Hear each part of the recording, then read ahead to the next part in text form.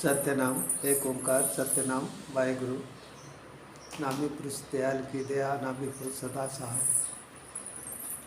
प्रकृत पुरुष सिद्धपीठ आश्रम वाराणसी के साप्ताहिक सत्संग में आपका स्वागत है। देश दुनिया में आप जहाँ भी हो, उस नामी पुरुष दयाल की दया और वो हमेशा आपकी सहायता करें। आज हम लोग बात करेंगे कि परमात्मा जो अलग है यानी नहीं, अलग यानी देखा जा सके। जो परमात्मा देखा नहीं जा सकता, उसको देखने का तरीका क्या है, कैसे देखेंगे उसको। एक भजन है गुरु महाराज कबीर साहब का, उसी से आज हम सत्संग करेंगे।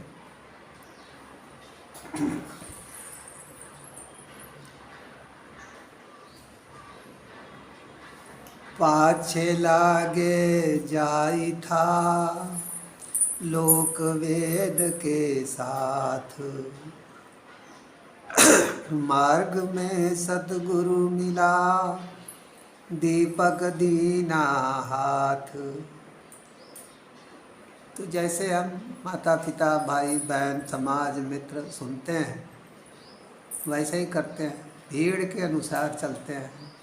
लोक वेद यानी लोगों का सुन करके त्यौहार मनाते हैं, लोगों का सुनकर रीति रिवाज का पालन करते हैं।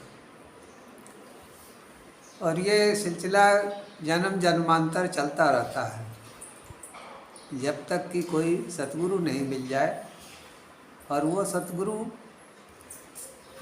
दीपक, ज्ञान का दीपक प्रदान न कर दे, विवेक वैराग्य का दीपक प्रदान न कर दे, तब तक ये सिलसिला जो है चलता रहता है। तो जीवन एक अनंत यात्रा है और इस यात्रा में आपकी भेंट जरूर किसी न किसी जन्म में किसी न किसी संत, किसी न किसी सतगुरु से जरूर होगी। तो कहते हैं, दीपक दीना हाथ में वस्तु दई लखाए, कोटि जन्म का पंथ था पल में पहुँचाए। कहते हैं कि गुरु ने विवेक और वैराग्य दिया, तो उस विवेक और वैराग्य से, उस ज्ञान से हमने जो परमेश्वर नहीं दिखता है उसे देखा। अब कहते हैं कि अगर लोगों के अनुसार चलते, सुनी सुनाई बातों के अनुसार चलते, लोक वेद, तो करोड़ों जन्म लग जाता। लेकिन जब सतगुरु मिले तो वो करोड़ों जन्म का सफ़र पल भर में तय हो गया और पल भर में सत्य का ज्ञान हो गया। तो संत अलग को कैसे दिखाते हैं, जो परमात्मा इन आँखों से नहीं देखा जा सकता, उसको देखने का तरीका क्या है, हम आज चर्चा करेंगे।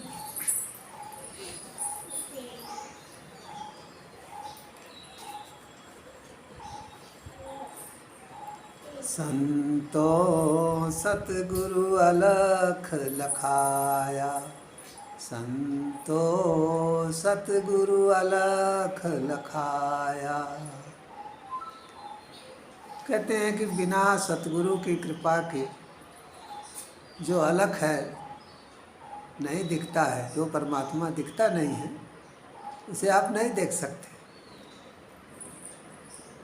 अगर किसी सतगुरु से भेंट हो गई, तब क्या होगा? तो कहते हैं, परम प्रकाशक ज्ञान पुंज घट भीतर दर्शाया। कहते हैं वो जो अलग परमात्मा है, अलग आत्मा है, जो सारे शरीर को प्रकाशित कर रही है, जो संसार को प्रकाशित किए हुए है, तो उस अलग को कहीं बाहर नहीं देखना है, उसको अपने ही भीतर वो आपको अलग जो है दिखाई देगा। परमात्मा या आत्मा अलग क्यों है? अलग इन आँखों के लिए है। यानी नहीं, अलग यानी देखना। तो वो नहीं दिखता है। किससे नहीं दिखता है? तो इन भौतिक आँखों से। इन आँखों से ना आत्मा आपको नज़र आएगी, ना परमात्मा नज़र आएगा। तो उसके लिए क्या करना होगा? जब गुरु के पास जाते हैं, आपके अंदर विवेक वैराग्य जागृत होता है, आपको गुरु का ज्ञान मिलता है, तो आप आँख बंद करते हैं। तो आँख बंद करने पर जो चेतना आपको महसूस होती है, वो चेतना ही अलख निरंजन है। वो चेतना ही आत्मा है और वो चेतना ही परमात्मा है। तो शरीर के अंदर ही जो नहीं दिखता है, उसे देखा जा सकता है। आपका ध्यान को, चेतना को, आत्मा को आँखों से तो नहीं देख सकते हो, लेकिन आँखें बंद करके आप चेतना के द्वारा चेतना को देख सकते हो। जैसे मन के द्वारा मन को महसूस करते हो, ऐसे ही आत्मा के द्वारा आत्मा को, आत्मा के द्वारा परमात्मा को। आपके भीतर जो है चेतना, वो आत्मा है। पर इससे परे दूसरे शरीरों में इतना बड़ी सृष्टि है, तो शरीर से परे जहाँ भी है वो परमात्मा के रूप में। तो आत्मा ही परमात्मा है। और पर्दा किसका है? अज्ञानता किसकी है? मन, बुद्धि, अहंकार, इसका पर्दा है। अब कहते हैं गुरु की कृपा। गुरु की कृपा क्या है? कि बुरी आदतें छूटे, आपके अच्छे संस्कार जागृत हों, आपके अंदर विवेक पैदा हो, सत्य क्या है, असत्य क्या है,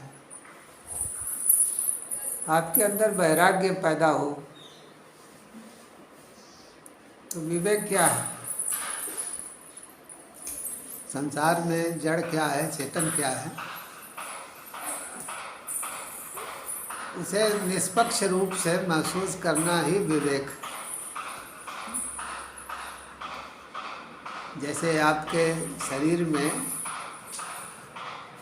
प्रकृति के 24 तत्व जड़ हैं, तो 25वां तत्व चेतन जो है, वो चेतन है, वही आपकी आत्मा है। और उसके द्वारा आप परमात्मा को भी महसूस कर सकते हैं।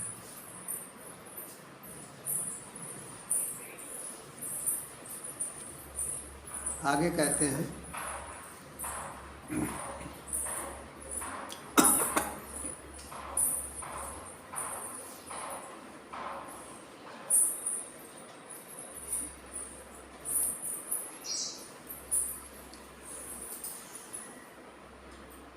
बुद्धिबानी जाहि न जानत, वेद कहत सकुचाया।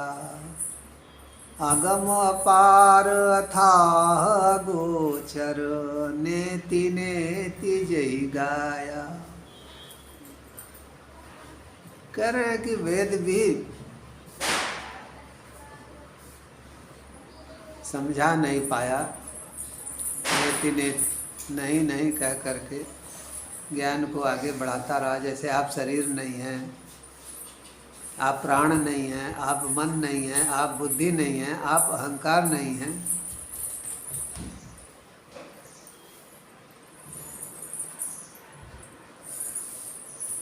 तो नेति नेति कह करके वेद ने भी समझाने की कोशिश की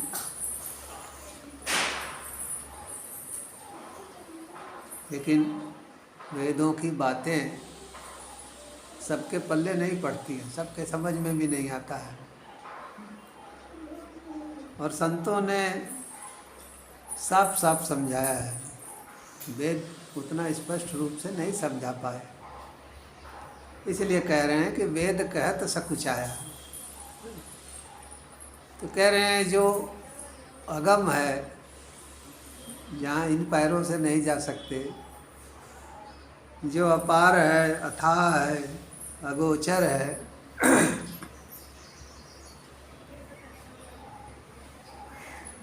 तो वो किसके लिए है? शरीर, मन, बुद्धि, इंद्रियों के लिए। लेकिन चेतना को चेतना के द्वारा महसूस किया जा सकता है। जैसे मन के द्वारा मन को आप महसूस करते हैं, मन ही मन सोचते हैं ना, मन ही मन प्लान बनाते हैं, योजनाएं बनाते हैं, विचार करते हैं, तो आप महसूस करते हैं कि एक मन है आपके शरीर के अंदर। और मन के द्वारा मन में चिंतन करते हैं। ऐसे ही जब साधना में आगे बढ़ेंगे तो आप चेतना को महसूस करेंगे, जो हमारा ध्यान है, चेतना है, आत्मा है।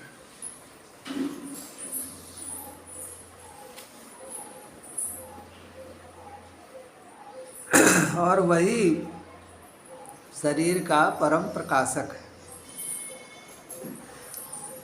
परमात्मा जगत का परम प्रकाशक है, तो आत्मा जो है शरीर का परम प्रकाशक है। क्योंकि अगर आत्मा शरीर से बाहर निकल जाए, चेतना विहीन हो जाए, चेतना शरीर से बाहर निकल जाए, तो आंखें रहते हुए भी आप नहीं देख पाएंगे, न संसार को, न शरीर को, न शरीर के संबंधियों को। कान रहते हुए भी नहीं सुन पाएंगे।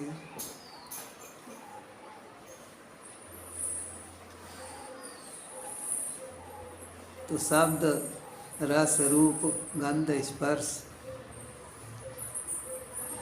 कोई आप महसूस नहीं कर पाएंगे।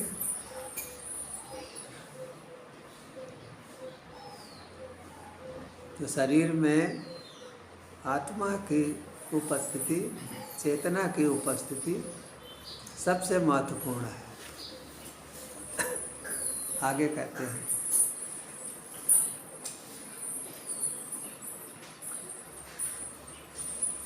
शिव सनकादि आदि ब्रह्म के जो प्रभु हाथ न आया, व्यास वशिष्ठ विचारत हारे, कोई पार न पाया।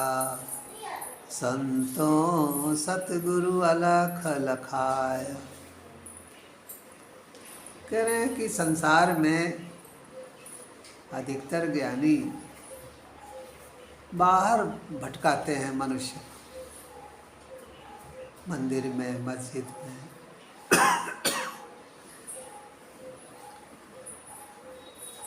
लेकिन संत कहते हैं कि शरीर से बड़ा कोई मंदिर नहीं, शरीर से बड़ा कोई मस्जिद नहीं। क्योंकि जीता जागता जो परमात्मा है वो शरीर के अंदर ही है।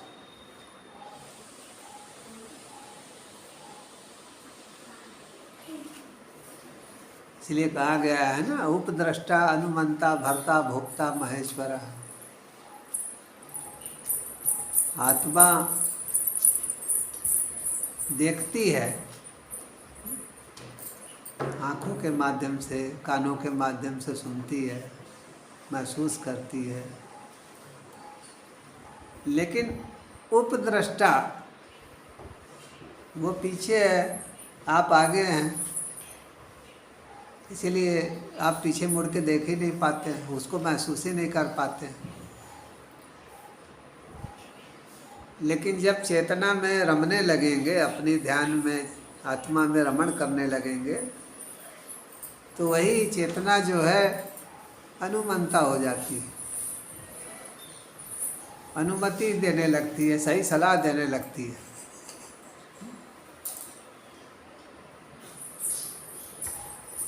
और आत्मा के सानिध्य में रहते रहते वो भरता भी हो जाती है। कहीं भी आप रहेंगे, जंगल, पहाड़, कंदरा, गुफा, शरीर के लिए जो अन्न चाहिए वो मिलेगा।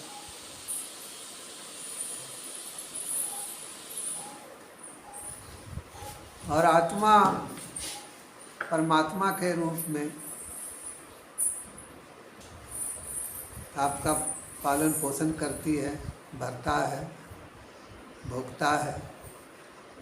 और आत्मा ही महेश्वर परमात्मा भी है।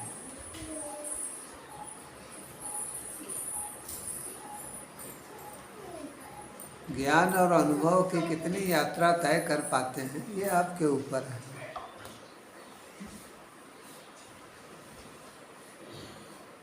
लेकिन आत्मा से परमात्मा तक का जो सफ़र है वो आप ही के भीतर है।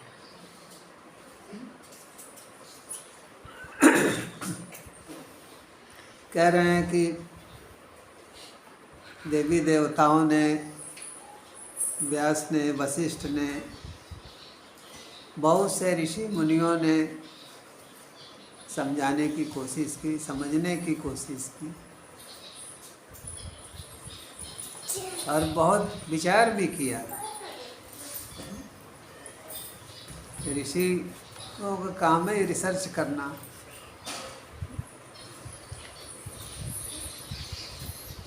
और मैं शरीर नहीं हूँ, मैं प्राण नहीं हूँ, मैं मन नहीं हूँ, मैं बुद्धि नहीं हूँ, मैं अहंकार नहीं हूँ, मैं चित्त नहीं हूँ। बहुत चिंतन किया।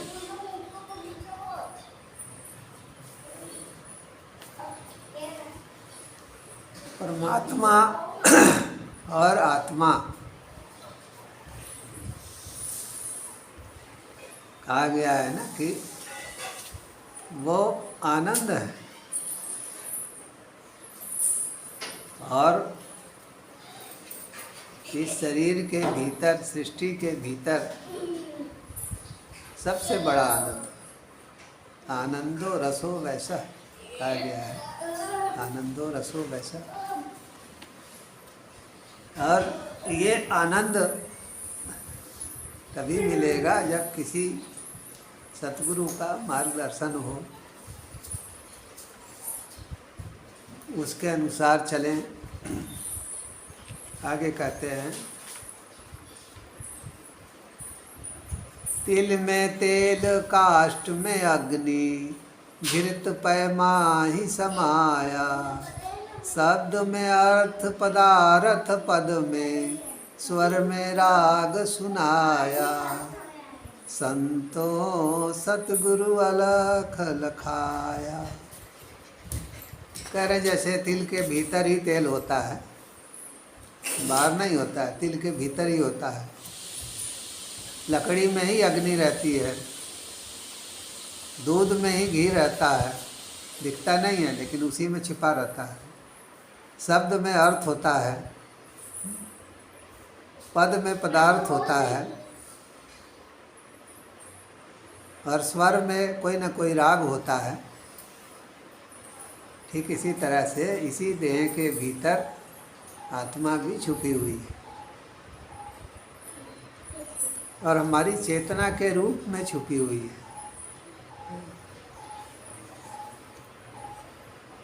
बीज माहि अंकुर तरु शाखा, पत्ता फूल फल छाया। त्यों आत्म में परमात्म है, ब्रह्म जीव अरु माया। संतो सतगुरु अलख लखाया। कह रहे हैं कि बीज में पूरा वृक्ष मौजूद होता है। इसीलिए बीज को कहीं भी हम लगाते हैं तो उसमें से अंकुरण होता है।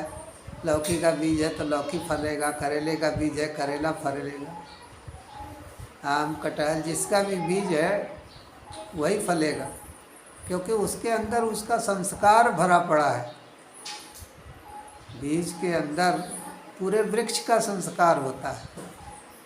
बच्चों के अंदर माता पिता का, पूरा ना सही तो कुछ हद तक होता ही है। जैसे वृक्ष है, वृक्ष के फल में पूरा वृक्ष समाया रहता है, ऐसे ही आपकी आत्मा में भी कई जन्म जन्मांतर के संस्कार हैं। तो उन्हीं संस्कारों के अनुसार जो है आत्मा इस संसार में यात्रा करती है, जन्म जन्मांतर की यात्रा करती है। तो कहते हैं कि आत्मा में ही परमात्मा है और सृष्टि में ब्रह्म है, परमात्मा है। आँखों से जो कुछ भी दिखाई देता है वो माया है। और तीसरे जीव, जीव यानी आप स्वयं। तो जीव नाम क्यों दिया गया है? तो जीव इसीलिए नाम दिया गया है कि जीवित रहता है, चेतना जो है जीवित रहती है। यहाँ तक कि शरीर छूट जाएगा तो भी जीवित रहती है, दूसरे जीवित रखती है। चेतना जो है शरीर के अंदर जीवित रहती है और शरीर के सारे अंगों को जीवित रखती है, इसीलिए उसको जीव कहा गया। जो खुद तो जीवित रहता ही है, साथ ही शरीर के सारे अंगों को भी जीवित रखता है। इसीलिए देखिए, जीव शरीर से बाहर निकल जाए तो उसको कहते हैं निर्जीव। ये निर्जीव हो गया, सजीव निर्जीव। आप संसार में देखिए, हम तुलनाएं करते हैं।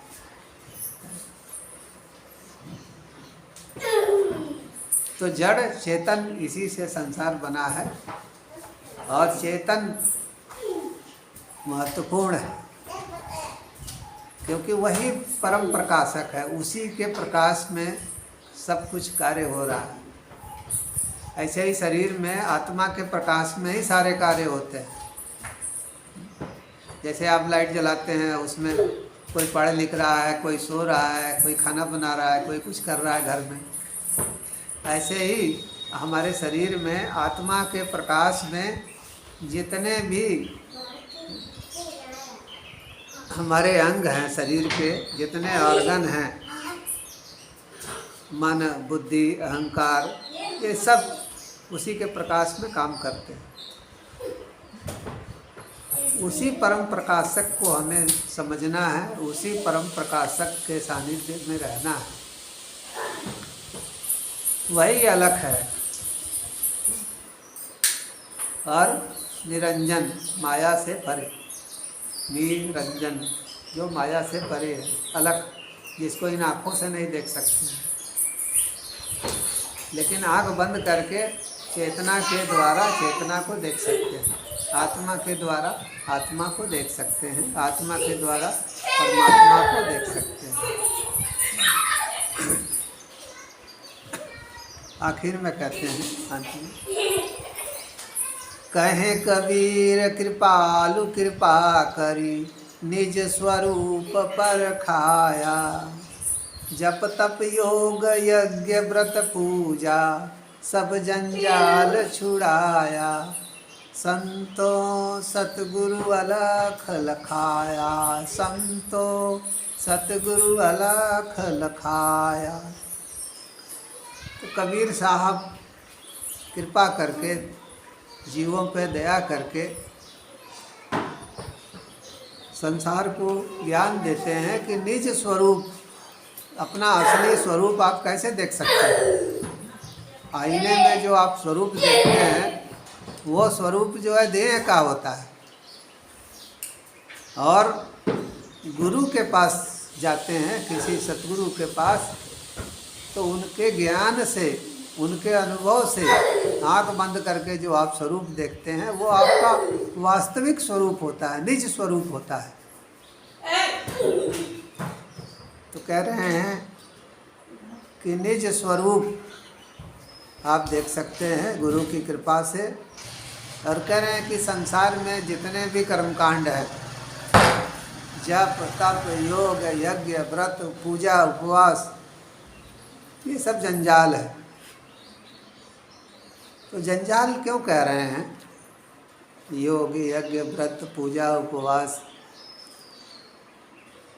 तो गुरु महाराज इसीलिए जंजाल कह रहे हैं क्योंकि जब तक शरीर स्वस्थ है तभी तक आप ये सब कर सकते हैं। आप 60 साल, 70 साल, 75 साल, 80 साल के हो गए, शरीर पे ही कंट्रोल नहीं है, तो आप पूजा, उपवास, यज्ञ, व्रत, पूजा कैसे करेंगे? लेकिन आपको अपने निज स्वरूप का ज्ञान हो गया है तो सारे जंजाल से आप मुक्त हो सकते हैं। इसलिए उम्र बढ़ने के साथ साथ जो सच है उसका भी ज्ञान होना चाहिए। वृद्धावस्था में वही काम आता है। वो ज्ञान नहीं है तो बुढ़ापे में बिस्तर पे लेटे लेटे शरीर काम नहीं कर रहा है, आपको क्रोध आएगा, घर वालों को गाली देंगे।